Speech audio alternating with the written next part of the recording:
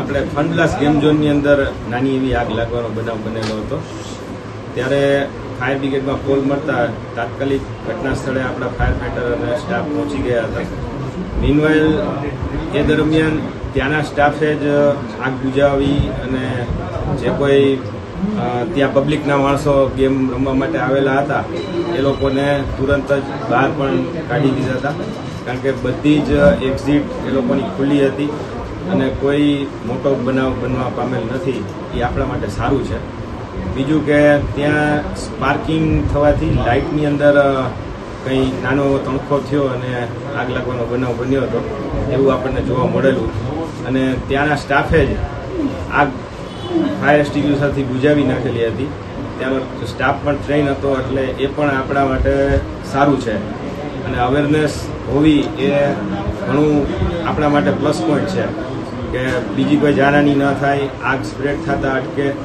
તો મારી સૌને એ પણ પેલી છે કે ભાઈ ફાયરના સાધનો ઓપરેટ કરતા આવડતા હોય તો એ આપણને બેનિફિટ રહે. અન્ય જગ્યાએ કઈ તપાસના આદેશ આપ્યા છે તમે? રાજકોટમાં ટોટલ 7 ગેમ ઝોન છે. એ 7 ગેમ ઝોનમાં 3 ગેમ ઝોન હાલ પૂરતા ટેમ્પરરી બંધ છે. એમાંથી આ ત્રીજું જે આ ફનબ્લાસ્ટ છે એ રવિવારે બંધ થયું.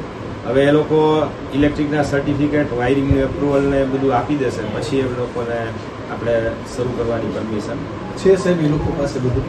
હા, એ લોકો પાસે બધા ફાયર જે કંઈ લાગતા વળગતા એનઓસી કે જે કાંઈ મંજૂરી છે એ બધું એની પાસે છે. સાહેબ, ચાઇનીઝ લાઇટનો કંઈ ઉપયોગ કરવામાં આવ્યો તો એવી વાત છે? એટલે લાઇટ કઈ કંપનીની છે, ક્યાંની છે એ મને ખ્યાલ નથી, પણ એ તો ઇલેક્ટ્રિકના જે કોઈ એન્જિનિયર કે પીજીવીસીએલના ત્યાં અમારી સાથે હતા, એટલે એ તપાસનો વિષય એ ડિપાર્ટમેન્ટનો છે. એટલે મારી વિનંતી છે કે એમને પાસે ચાઇનીઝ લાઇટનો ઉપયોગ કરી શકાય સાહેબ કે ન કરી શકાય? હવે એ ટેકનિકલી પીજીવીસીએલના લગત છે. એટલે આગ લાગી ત્યારે કેટલા લોકો અંદર હતા અને અંદરનું સ્ટ્રક્ચરનો તમે તપાસ કરી હશે? સ્ટ્રક્ચર શેનું હતું? ફોર્મનું બનેલું હતું, પતરાનું બનેલું હતું, કેવું હતું? અને આગ જો તણખું તમે કહો છો કે નાની એવી આગ લાગી, આગને વિકરાળ સ્વરૂપ લઈ લેતા વાર લાગે છે?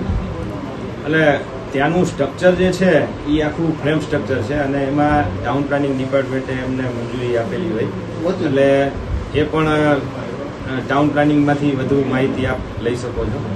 બીજું કે જે ફ્લેમેબલ મટીરિયલ કે અત્યારનું જે ટેમ્પરેચર છે, અત્યારે 40 થી 45 ડિગ્રીની વચ્ચે તાપમાન વધારે હોવાના કારણે કદાચ કંઈ બન્યું હોય તો એ મોટાભાગે ઇલેક્ટ્રિક શોર્ટ સર્કિટ કે ઓવર હીટિંગ કે એવું થતું હોય છે. એટલે એના લીધે આગ લાગેલી હોય એવું પ્રાથમિક તારણ હોઈ શકે.